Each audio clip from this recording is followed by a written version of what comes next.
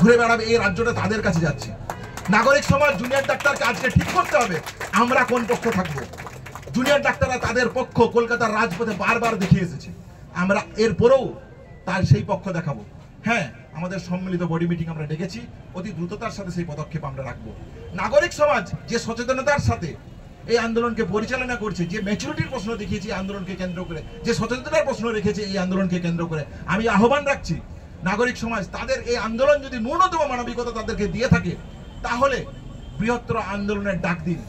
Junior ডাক্তাররা আকুণ্ঠ সমর্থন থাকবে সেই আন্দোলনের প্রতি। জুনিয়র ডাক্তারদের পক্ষ থেকে অতি দ্রুততার সাথে আমরা মিটিং ডাকছি এবং আমাদের এই আন্দোলনের পর কর্মসূচি, এই রাজ্যকে আমরা দুর্বাত্যনের রাজ্য হতে দিতে পারি না। আমরা চাই একটা সুষ্ঠু সামাজিক সমাজ, যে রাজ্য বিদ্যাসাগরের রাজ্য, যে রাজ্য রামমোহনের রাজ্য, যে রাজ্য প্রীতিলতার রাজ্য, যে রাজ্য নেতাজির রাজ্য, সেই রাজ্য আমরা চাই, সেই বাংলা আমরা চাই। তাহলে নাগরিক সমাজের শুভবুদ্ধি সম্পন্ন মানুষের কাছে আমার আহ্বান, আপনারা এগিয়ে আসুন, জুনিয়র ডাক্তাররাও পাশে থাকবে। জুনিয়র ডাক্তারদের পক্ষ থেকে স্পষ্টভাবে যে কথা রাখতে চাই, পরীক্ষা সহ বিভিন্ন ঘটনার মধ্য দিয়ে আমরা অতি দ্রুততার মিটিংয়ের অ্যারেঞ্জ করছি। কালকের মধ্যে আপনারা আমাদের অবস্থান, আমাদের কর্মসূচি, আন্দোলনের পরবর্তী রূপরেখা সম্পর্কে সুচিন্তিত মতামত আপনাদের কাছে রাখবো।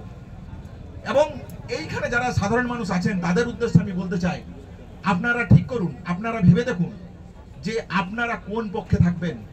রেপ এবং মার্ডারের মতন জঘন্য ঘটনাতে এভিডেন্স টেম্পারিংয়ে যাদের অভিযোগ, সেই অভিযুক্তদের দিকে, স্বাস্থ্য দুর্নীতির যে চিত্র উঠে এসেছে, আপনারা এখানে পরিষেবা নিতে আসছেন, তাহলে আজকে আপনাদেরকে পক্ষ নেওয়ার প্রয়োজন আছে। আমরা ঠিক করেছি কোন পক্ষে থাকবো।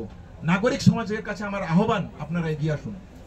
জুনিয়র ডাক্তাররা তাদের সম্মিলিত বডি মিটিং এর মধ্য দিয়ে তাদের কর্মসূচি পরবর্তী রূপরেখা অতি দ্রুততায় আপনাদের সামনে রাখবেন।